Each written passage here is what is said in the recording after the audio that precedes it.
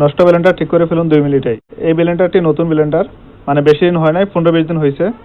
এটা মানে মগটা লাগানোর পরে সুইচ দিলে চলে না, মানে সুইচ দিলে চলে না। আমরা লাইনটা লাগিয়ে দেখাই।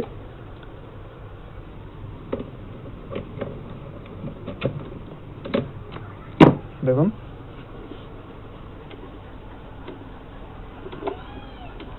দেখুন সুইচ দিয়েছি, চলে না। তো এটা না চলার কারণ কি আমরা এখনই দেখব।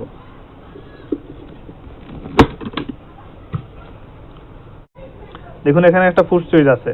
এই সুইচটা যে সময় মগটা লাগাবেন, এই মগের যে পিছন সাইডটা আছে এটা এই গ্রুপে বসানোর পরে যে সময় এখানে চাপ খাবে, চাপ খাইলে এটা সুইচটা নিচে নেমে যাবে। এটা একটা সুইচ, এটা নিচে নামে যাবে, কন্ট্যাক্টটা পাবে, পাওয়ার পরে আপনার মেশিনটা চলবে। তো এখানে দেখুন গ্রুপটা নষ্ট হয়ে গেছে, মানে কম দামি ব্লেন্ডার তো এই জন্য নষ্ট হয়ে গেছে। তো আপনারা কম দামি ব্লেন্ডার নেবেন, তবে কিছু কিছু কাজ জেনে রাখলে আপনারা নিজেরা এগুলো ঠিক করে নিতে পারবেন। মানে প্লাস্টিকটা একটু দুর্বল দিয়ে দিচ্ছে যাতে তাড়াতাড়ি নষ্ট হয়, আবার একটা বিক্রি করতে পারবে তারা। দেখুন এখানে যে গ্রুপটা আছে এটা একদমই বাজে, মানে নষ্ট হয়ে গেছে। তো আমরা এটা কিভাবে ঠিক করবো এখনই দেখবো।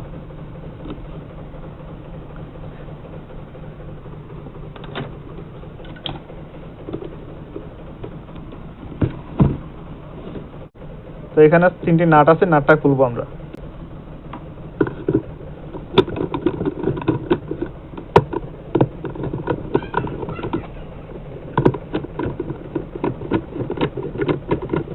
তো আমরা 3টি নাট খুলে ফেললাম। এখন আমরা ব্লেন্ডারের পিছন সাইডটা খুলবো।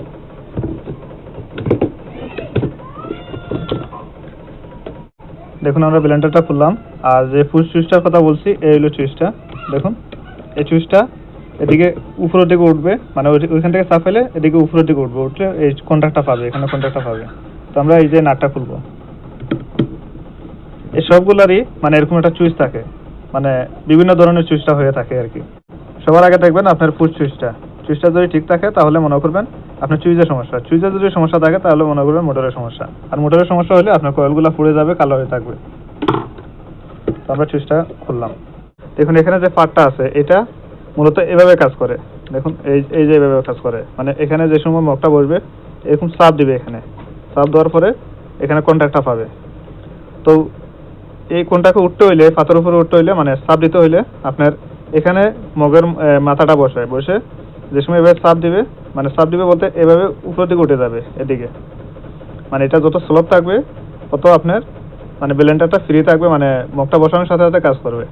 আর এটা যদি মনে করেন এরকম খেয়ে মানে অর্ধেক নাই হয়ে যায়, তাহলে কিন্তু এটা আর কাজ করবে না, মানে মগটা ভিতরে ঢুকবে না, গ্রুপে ঢুকবে না, আর না ঢুকলে সুইচটা হবে না। তো আমরা এখন কি করব, এটাকে এভাবে আপনার এই ডাউন করে দিব এভাবে।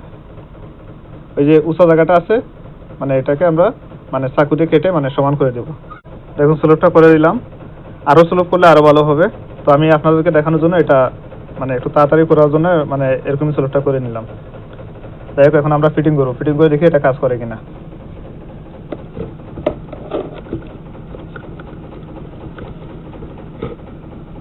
এখানে যে গ্রুপ আছে গ্রুপের ভিতরে এটা এভাবে বসবে, এখানে আরেকটা স্প্রুক আছে, স্প্রুকের গ্রুপে এটা বসে যাবে।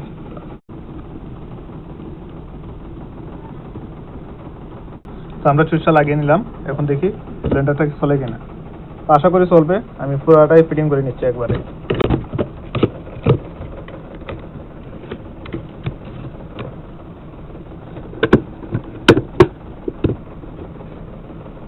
স্ক্রুগুলো লাগানোর আগে আমি দেখে নিই এটা চলে কিনা।